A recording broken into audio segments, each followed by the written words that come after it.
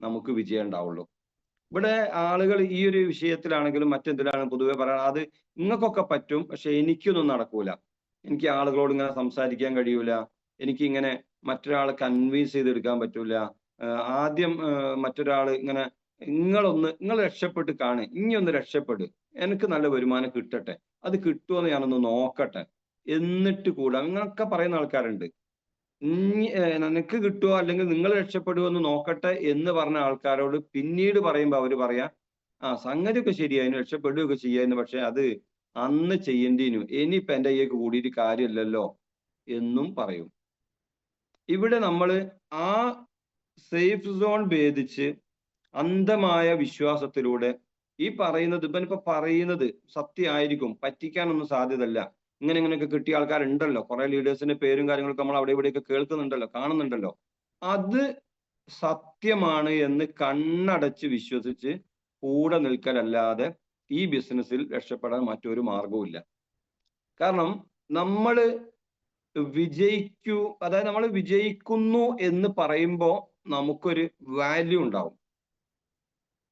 വിജയിക്കുന്നു എന്ന് പറയും, വിജയിച്ചു അല്ല, വിജയിക്കുന്നു, വിജയിച്ചു കൊണ്ടിരിക്കുന്നു എന്ന് പറയുമ്പോൾ നമുക്ക് ഉണ്ടാകുന്നൊരു വാല്യൂ ഉണ്ടാവും.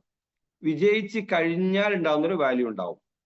പക്ഷെ ഈ വാല്യൂയിലേക്ക് നമുക്ക് എത്തണമെങ്കിൽ ഇത് വിജയിക്കും എന്ന് വിശ്വസിച്ചേ പറ്റുള്ളൂ. നമ്മൾ വിജയിക്കും അല്ലെങ്കിൽ എന്നുള്ള ഇപ്പൊ ഒരു വിജയിച്ചിട്ടുണ്ട്, ഉമർ സാർ വിജയിച്ചിട്ടുണ്ട്, അയ്യൂബ് സാർ വിജയിച്ചിട്ടുണ്ട്, ഷായർ സാർ വിജയിച്ചിട്ടുണ്ട്, ബെല്ലി സാർ, ബിജു സാറൊക്കെ വിജയിച്ചിട്ടുണ്ട് എന്ന് നമ്മൾ പറയുമ്പോ ഞാനും വിജയിക്കും അതേപോലെ ചെയ്താൽ എന്നുള്ള അന്ധമായ വിശ്വാസം ഉണ്ടെങ്കിൽ നമുക്ക് അവിടെ വാല്യൂ വന്നു തുടങ്ങും.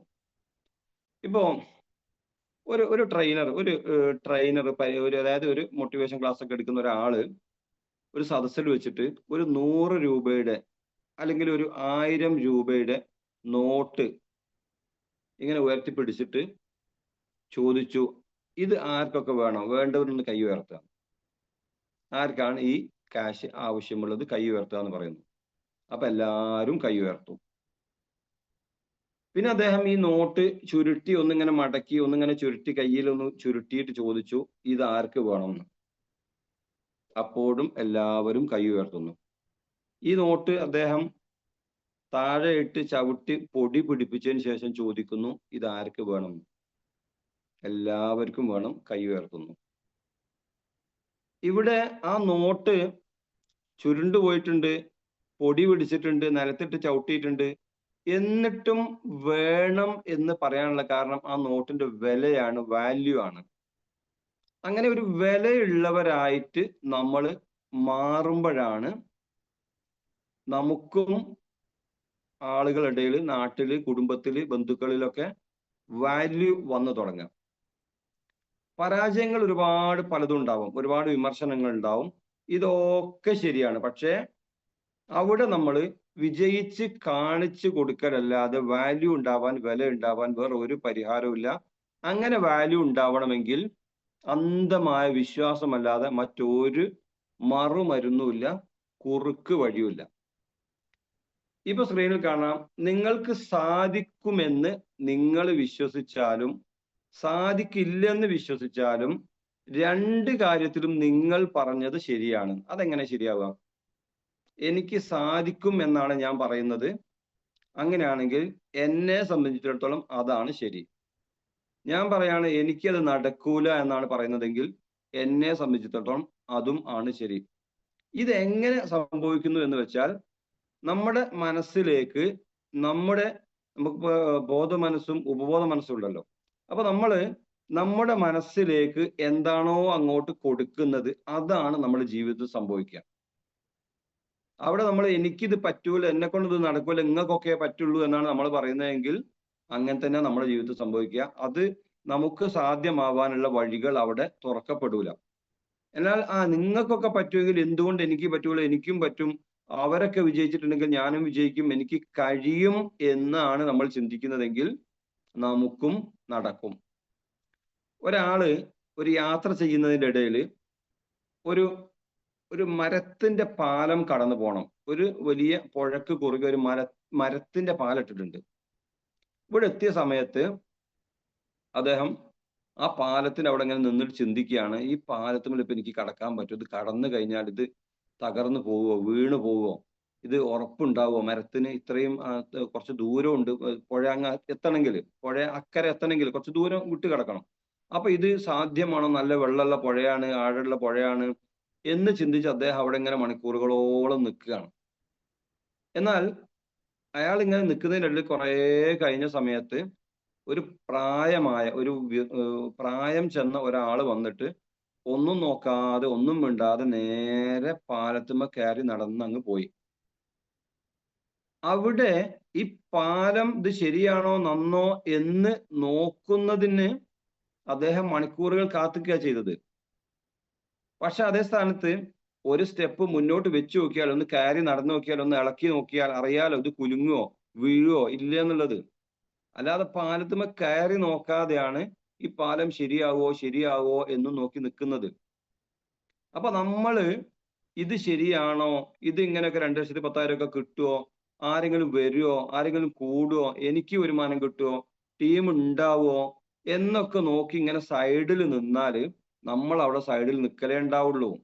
എന്നാൽ ഇതിലേക്ക് ഇറങ്ങി നിന്ന് പ്രവർത്തിച്ച് നോക്കിയാൽ ആ സമയത്ത് നമുക്ക് വലിയ വിജയങ്ങളിലേക്ക് എത്താൻ കഴിയും. അങ്ങനെ മാത്രമേ നമുക്ക് ഡയറക്റ്റ് സെല്ലിംഗിൽ എന്നല്ല എന്ത് മേഖലയിലും, അതായത് ബിലീഫ്, വിശ്വാസം എന്ന ഒരു സംഭവം നമ്മൾ അന്ധമായിട്ട് വിശ്വസിക്കലല്ലാതെ വേറെ യാതൊരു പരിഹാരവും ഇല്ല. കണ്ണടച്ച് വിശ്വാസം എന്നാണ് അതിന് പറയേണ്ടത്, ബ്ലൈൻഡ് ബിലീഫ്. അപ്പോ അങ്ങനെ വിശ്വസിച്ച ഒരാൾക്ക് വിജയത്തിൽ കുറഞ്ഞ് മറ്റൊന്നും ഉണ്ടാവില്ല എന്നാണ് ഇതുവരെ കാലം തെളിയിച്ചിട്ടുള്ളത്. ആദ്യം നമുക്ക് നമ്മളിൽ വിശ്വാസം ഉണ്ടാവണം. എനിക്ക് ഈ ബിസിനസ്സിലൂടെ എൻ്റെ സ്വപ്നങ്ങൾ നേടിയെടുക്കാൻ കഴിയും, എനിക്ക് എൻ്റെ ഈ ഒരു ജീവിത രീതിയിൽ നിന്ന് മാറി നല്ല ഒരു ജീവിത ശൈലിയിലേക്ക് പോകാൻ എനിക്ക് കഴിയുമെന്നുള്ള ഒരു വിശ്വാസം, എനിക്ക് കഴിവുണ്ട്, എനിക്ക് മറ്റുള്ളവരോട് ഇത് പറഞ്ഞു കൊടുക്കാനുള്ള കഴിവുണ്ട്, എനിക്ക് ഇത് മറ്റാളുകളിലേക്ക് എത്തിച്ചു കൊടുക്കാനുള്ള കഴിവുണ്ട്, കുറെ ആളുകളെ ഈ ബിസിനസ്സിലേക്ക് ചേർക്കാനുള്ള കഴിവ് എനിക്കുണ്ട് എന്ന് അന്ധമായി നമ്മളെ വിശ്വസിക്കുക. രണ്ടാമത്തെ കാര്യം, നമ്മുടെ പ്രൊഡക്റ്റുകളിൽ, ഏത് ഡയറക്ട് സെല്ലിംഗ് കമ്പനിയിലാണ് പ്രവർത്തിക്കുന്നത് എങ്കിലും നമ്മുടെ പ്രൊഡക്റ്റുകളിൽ വിശ്വസിക്കുക, അന്ധമായ വിശ്വാസം. അതിപ്പോ ഉപയോഗിച്ചാൽ എന്തോ സംഭവിക്കുമോ, കുട്ടിക്ക് കൊടുക്കാൻ പറ്റുമോ, പേസ്റ്റ് അങ്ങനെയാണോ, അങ്ങനെയുള്ള കുറെ സംഭവങ്ങൾ. ഇനിയിപ്പോ അഥവാ അത് കുടിച്ചിട്ട് വേറെന്തെങ്കിലും പ്രശ്നങ്ങൾ വരുമോ, ആർക്കെങ്കിലും കൊടുത്താൽ മറ്റെന്തെങ്കിലും ബുദ്ധിമുട്ട് വരുമോ എന്നൊക്കെയാണ് പലരെയും ശങ്ക. അങ്ങനെ നമ്മൾ ആശങ്കപ്പെട്ട് നിൽക്കുകയാണെങ്കിൽ നമ്മൾ അവിടെ നിൽക്കലേ ഉണ്ടാവുള്ളൂ. അന്ധമായി വിശ്വസിച്ച് നമ്മളിലും പ്രൊഡക്റ്റിലും അന്ധമായി വിശ്വസിക്കുക. മറ്റൊന്ന്, നമ്മൾ പ്രവർത്തിക്കുന്ന ഡയറക്ട് സെല്ലിംഗ് കമ്പനിയുടെ സിസ്റ്റത്തിൽ വിശ്വസിക്കുക. കാരണം നമ്മളിപ്പോ പ്രവർത്തിക്കുന്ന MI ലൈഫ് സ്റ്റൈൽ എന്ന് പറയുന്ന കമ്പനിയിലാണ്. ഇത് കഴിഞ്ഞ 13 വർഷം, ഇപ്പൊ 13ാം വാർഷികം ആഘോഷിച്ചു. അതിന്റെ ആഘോഷത്തിലാണ് ഇപ്പോൾ ഉള്ളത്. 13 വർഷം പൂർത്തിയായി. ഈ കഴിഞ്ഞ 13 വർഷമായി ഈ സിസ്റ്റം പ്രകാരം ഈ ബിസിനസ് ചെയ്ത ആളുകൾക്കൊക്കെ കൃത്യമായ വരുമാനം കമ്പനി കൊടുത്തിട്ടുണ്ട്. ബുധനാഴ്ചകളിൽ അത് കൃത്യമായ അക്കൗണ്ടിലേക്ക് വന്നിട്ടുണ്ട്. കമ്പനി പറഞ്ഞ സിസ്റ്റം പ്രകാരം പ്രവർത്തിച്ച് BV മാച്ചിങ് ആയിട്ടുള്ള എല്ലാവർക്കും അത് കിട്ടിയിട്ടുണ്ട്. അങ്ങനെയാണെങ്കിൽ കമ്പനിയുടെ ഈ സിസ്റ്റത്തിൽ നമ്മൾ വിശ്വസിക്കുക. അല്ലാതെ ഞാനിപ്പോ എൻ്റെ ടീമിൽ ബ്രാഞ്ച് 1 കുറച്ച് ആളുകൾ കർണാടകയിലാണ്, ബ്രാഞ്ച് 2 കുറച്ച് ആളുകൾ ആന്ധ്രയിലാണ്, പിന്നെ വേറെ കുറച്ച് ആൾക്കാർ വേറെ പല സംസ്ഥാനങ്ങളുണ്ട്, പല ജില്ലകളുണ്ട്. ഇവരൊക്കെ അവിടെയുള്ള സ്റ്റോറുകളിലൊക്കെ പോയി സാധനം വാങ്ങിയാൽ ഇത് എനിക്ക് BV കയറുമോ, ഇതിപ്പോ കമ്പനി നമ്മളെ പറ്റിക്കോ? കാരണം ഓരോന്നും വാങ്ങുന്നത് ഞാൻ അറിയുന്നുമില്ല. സംഗതി ഞാൻ കുറെ അധ്വാനിച്ച് അവിടെയൊക്കെ ടീം ഉണ്ടാക്കിയെടുത്തതാണെങ്കിലും പക്ഷെ ഇവരൊന്നും വാങ്ങുന്നത് ഞാൻ അറിയുന്നില്ലല്ലോ, എന്നോട് ചോദിക്കുന്നുമില്ല വാങ്ങുന്ന സമയത്ത്. അപ്പൊ ഞാൻ ഇത് ഇങ്ങനൊക്കെ ചെയ്തിട്ട് കമ്പനി എന്നെ പറ്റിച്ചു കളയോ എന്നുള്ള ചിന്ത മാറ്റിയിട്ട് കമ്പനിയുടെ സിസ്റ്റത്തിൽ നമ്മൾ അന്ധമായി വിശ്വസിക്കുക. അങ്ങനെ ചെയ്യുന്ന സമയത്ത് സ്വാഭാവികമായിട്ടും നമുക്ക് വളർച്ച ഉണ്ടാവും. തുടക്കത്തിലൊക്കെ ചെറിയ ചെറിയ വളർച്ചയായിരിക്കും. ഈ ഗ്രാഫ് കാണിക്കുന്ന പോലെ നമ്മൾ ഗ്രാഫ് ഒക്കെ പലപ്പോഴും കണ്ടതാണ്. ചെറിയ ചെറിയ അധ്വാനങ്ങൾ നമ്മൾ ചെയ്യുമ്പോൾ ചെറിയ ചെറിയ വളർച്ച ഉണ്ടാവും. നമ്മുടെ കുറച്ച് അധ്വാനം കൂടി വരുന്ന സമയത്ത് അങ്ങനെ വളർച്ച കൂടും. അങ്ങനെ വരുന്ന സമയത്ത് പിന്നെ ഇതിന്റെ വളർച്ച വലിയ രീതിയിലായിരിക്കും. അത് ചെറിയ വളർച്ച ആയിരിക്കില്ല. അത് നമുക്കൊന്നും കണക്കാക്കാൻ പോലും കഴിയില്ല. അങ്ങനെയാണ് ഡയറക്ട് സെല്ലിങ്ങിൽ വിജയം ഉണ്ടാവുന്നത്. അപ്പോൾ എന്തുകൊണ്ടാണ് നമ്മൾ MI ലൈഫ് സ്റ്റൈൽ തിരഞ്ഞെടുക്കുന്നത് എന്ന് പറഞ്ഞാൽ അതൊന്നും ഇപ്പോൾ വിശദമായിട്ട് ഇവിടെ പറയേണ്ട കാര്യമില്ല. ഒന്ന്, ഇന്ത്യയിലെ ഏറ്റവും ടോപ്പ് ഡയറക്ട് സെല്ലിംഗ് കമ്പനിയാണ്. നിയമപരമായിട്ടുള്ള എല്ലാ കാര്യങ്ങളും ഉണ്ട്. അതുപോലെ വരുമാനം വലിയ രീതിയിലുള്ള വരുമാനം കമ്പനി കൊടുക്കുന്നുണ്ട്, ഇത് പ്രൊഡക്റ്റുകളുടെ ക്വാളിറ്റി ഒക്കെ നമ്മൾ മനസ്സിലാക്കിയിട്ടില്ല. അതൊന്നും ഇപ്പൊ ഞാനിവിടെ വല്ലാതെ പറയുന്നില്ല. ഹൈ ക്വാളിറ്റി ഉള്ള പ്രൊഡക്റ്റുകളാണ് എല്ലാം, ഇതൊക്കെ നമുക്കറിയാം. എന്നാൽ ഡയറക്റ്റ് സെല്ലിങ്ങും നിലവിലുള്ള സാധാ കച്ചവട രീതിയും നമ്മൾ ശരിക്കും ഒന്ന് മനസ്സിലാക്കേണ്ടതുണ്ട്. ഇത് നമ്മുടെ പ്ലാനിങ്ങിലൊക്കെ, നമ്മളെ പ്ലാൻ പ്രസന്റേഷനിലൊക്കെ കേട്ടതാണ്. ഒരുപാട് നിക്ഷേപിച്ച്, ഒരുപാട് അധ്വാനിച്ച്, ഒരുപാട് പ്രയാസപ്പെട്ടാണ് നമുക്ക് ഒരു സാധാ ട്രഡീഷണൽ ബിസിനസ് മുന്നോട്ട് കൊണ്ടുപോകാൻ പറ്റുന്നത്. എന്നാൽ ഡയറക്റ്റ് സെല്ലിങ്ങിൽ നമ്മൾ ചെറിയ ചെറിയ അധ്വാനങ്ങളിലൂടെ അത് വലിയ അധ്വാനമായി മാറുകയും കൂട്ടമായ പ്രവർത്തനത്തിലൂടെ വലിയ നെറ്റ്വർക്ക്, വലിയൊരു ടീം ക്രിയേറ്റ് ചെയ്യപ്പെടുകയാണ് ചെയ്യുന്നത്. അപ്പൊ അങ്ങനെ വരുന്ന സമയത്ത് നമുക്ക് ഈ ബിസിനസ്സിലൂടെ വലിയ വിജയങ്ങളിലേക്ക് എത്താൻ കഴിയാണ്. അതായത് സ്വന്തം നിലക്കുള്ള പ്രവൃത്തിയല്ല ഇവിടെ നമ്മളെ വിജയത്തിലേക്ക് എത്തിക്കുന്നത്, കൂട്ടമായ ഒരു പ്രവൃത്തിയാണ്. അങ്ങനെ കൂട്ടമായ ഒരു പ്രവൃത്തിയിലൂടെ നമ്മൾ മുന്നേറുന്ന സമയത്ത് തീർച്ചയായിട്ടും നമുക്കും വലിയ വിജയങ്ങളിലേക്ക് എത്താൻ കഴിയും. അങ്ങനെ വിജയിച്ച ആളുകളെ നമ്മൾ കണ്ണിന്റെ മുന്നിൽ കാണുന്നുണ്ട്. ഇതൊക്കെ കണ്ട് നമുക്ക് ബോധ്യപ്പെട്ടിട്ടുണ്ടെങ്കിൽ പിന്നെ നമ്മൾ ചെയ്യേണ്ടത് അത് വിശ്വസിച്ച്, പൂർണ്ണമായും വിശ്വസിച്ച് മുന്നോട്ട് പോകുക എന്നുള്ളതാണ്. അവിടെ പിന്നെ സംശയങ്ങൾക്ക് ഒരു അവസരം നമ്മൾ കൊടുക്കാതിരിക്കുക. നമ്മുടെ വിശ്വാസം, നമ്മുടെ ചിന്ത മാറിയെങ്കിൽ മാത്രമേ, അതായത് ഈ ബിസിനസ്സിലേക്ക് തുടക്കത്തിൽ വന്ന സമയത്ത് ഓരോരുത്തരും ചിന്തിച്ചാൽ മതി, ഞാൻ ഈ ബിസിനസ്സിലേക്ക് വന്ന സമയത്ത് എൻ്റെ ചിന്ത എന്തായിരുന്നു, ഞാൻ എൻ്റെ ചിന്തകളിൽ മാറ്റം വരുത്തിയ സമയത്ത് എനിക്ക് എത്രത്തോളം മാറ്റം ഉണ്ടായി എന്ന് ചിന്തിച്ചാൽ നമുക്ക് മനസ്സിലാകും. ബിലീഫ്, വിശ്വാസമാണ് ഏറ്റവും പ്രധാനം. കണ്ണടച്ച് വിശ്വസിച്ച് ലീഡേഴ്സ് എന്താണോ പറയുന്നത് അതുപോലെ അങ്ങ് പ്രവർത്തിച്ചാൽ ഒരു സംശയമില്ല, നമുക്കൊക്കെ വിജയിക്കാൻ കഴിയും.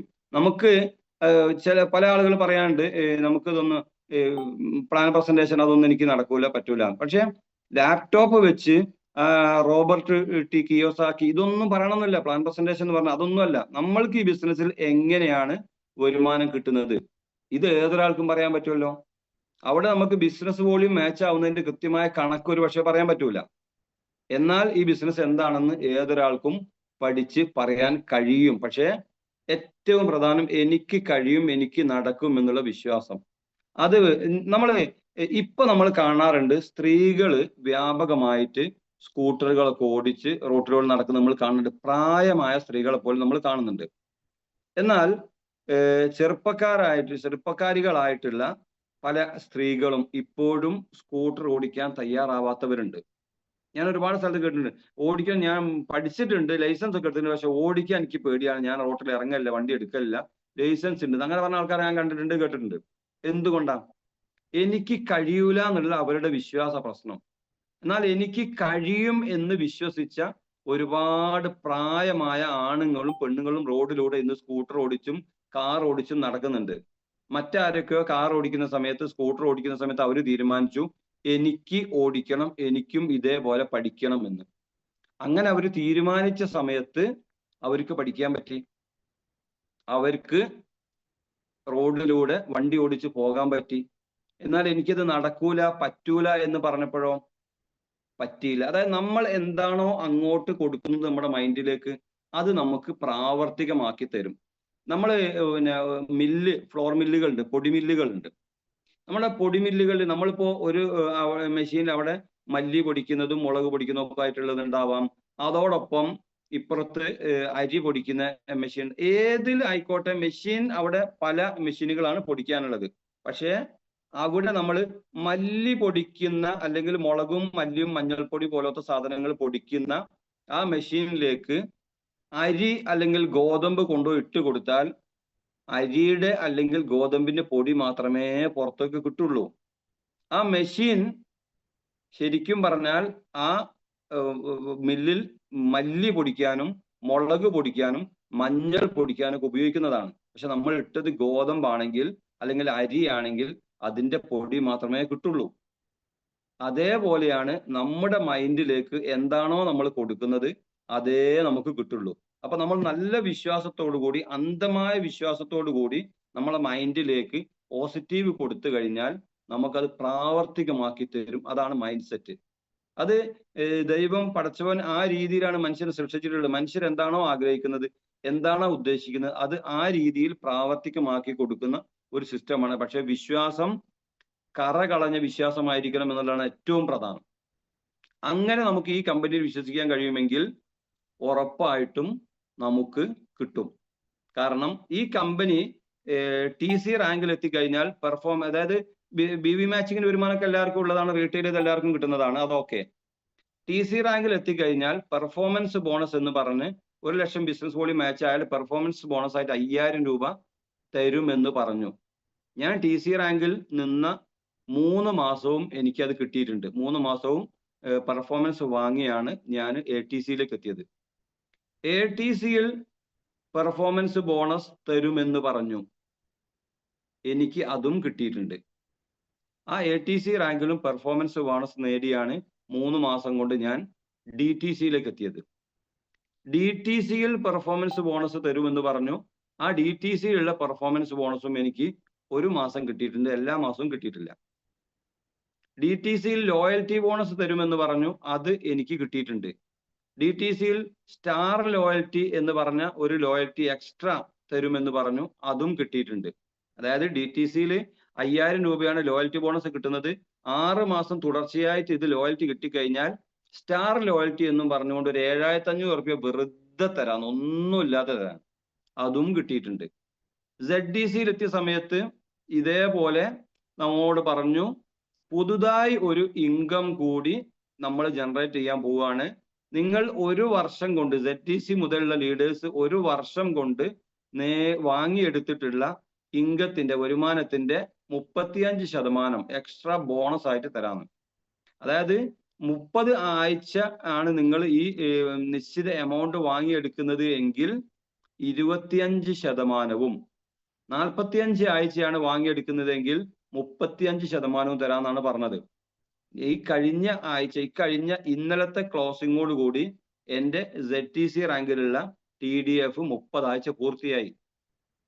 ആദ്യത്തെ ആ ഒരു സ്ലാബ് എൻ്റെത് പൂർത്തിയായി. അപ്പൊ ഇത് കിട്ടുമെന്ന് വിശ്വസിച്ച് ഞാൻ പ്രവർത്തിച്ച സമയത്ത് എനിക്കും കിട്ടി ZTCയിലുള്ള TDF. അത് ക്യാഷ് കയ്യിലേക്ക് കിട്ടിയിട്ടില്ല, പക്ഷെ അത് ഓക്കെ ആയി.